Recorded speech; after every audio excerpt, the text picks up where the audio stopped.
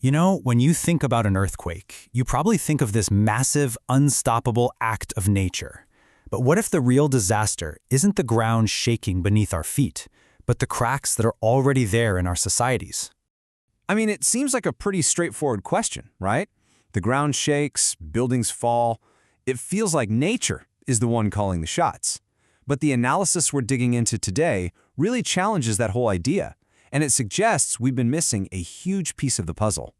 And here's the core idea. The deadliest force in what we call a natural disaster isn't actually the seismic wave. It's not the hazard itself. It's the pre-existing, totally man-made inequality that the event just brutally uncovers.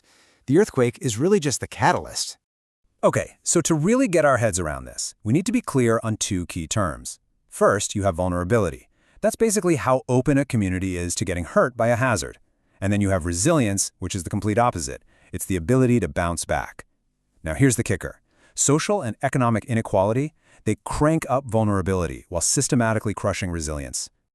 So how does this actually play out in the real world? Well, let's start with something you might not immediately link with earthquakes at all: education. Because it turns out knowledge is one of our absolute best lines of defense. The way this works is like a powerful chain reaction. See, education boosts awareness about the risks in the first place. That awareness helps people respond better during an emergency, knowing to drop cover and hold on. It also equips entire communities with the skills they need to plan ahead. And all of that together just massively lowers their overall vulnerability. And of course, the opposite is just tragically true. For people who have limited access to good information and education, the risks are just magnified. When the ground starts to shake, not knowing what to do can be just as deadly as a collapsing wall. All right, next up, and this is a big one: where you live.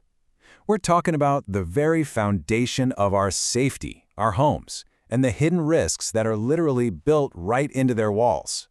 And the difference here is just so stark. In wealthier areas, you see homes built with strong, modern materials, and, this is key, building codes are actually enforced. But in poorer communities, people are often forced to live in informal housing, built with whatever materials are available. And these homes are often located in the most high-risk zones, like on steep slopes or right on top of fault lines, simply because it's the only land they can access.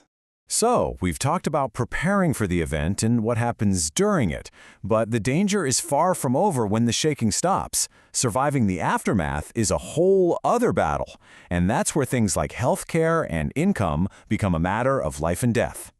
And you've really got to let this sink in. For the most vulnerable people, the earthquake isn't the whole disaster. No, it's just the beginning of a much, much longer struggle for survival. Let's start with the healthcare gap. If you get hurt in a place with a solid healthcare system, you're likely going to get quick, effective treatment. But in places with limited access, care gets delayed, and as a result, more people die. This disparity doesn't just hurt individuals, it cripples the entire community's ability to get back on its feet. And it's the exact same story when we look at the income divide. If you have a higher income, you probably have some savings, maybe some insurance, and you might have the option to relocate if you have to. But for low-income families, there's just no financial safety net. Their jobs, which are often unstable to begin with, can be wiped out in a second, pushing them even deeper into vulnerability. And what happens is this awful, vicious cycle. The disaster actually ends up reinforcing the very inequalities that made it so bad in the first place. It traps entire communities in this long-term state of risk and poverty. Okay, let's pull the lens back for a second and look at the bigger picture. We've seen how this machine of inequality works. So what does it mean to reduce the real risk? Well, it's a challenge that exists on every scale, from our own neighborhoods to the entire globe. Because this isn't just about the person living next door. This problem scales up. You see it at the local level between wealthy and poor neighborhoods. You see it at the national level between big cities and rural areas. And you definitely see it on a global scale, where developing countries face these huge challenges with very limited resources. It's a systemic problem. And really, after all of this, it all boils down to this one central point. The earthquake doesn't create the catastrophe. The inequality is already there, simmering under the surface. The hazard just comes along and flips on the light switch, showing us the devastation that was waiting to happen all along. So, I'll leave you with this to think about.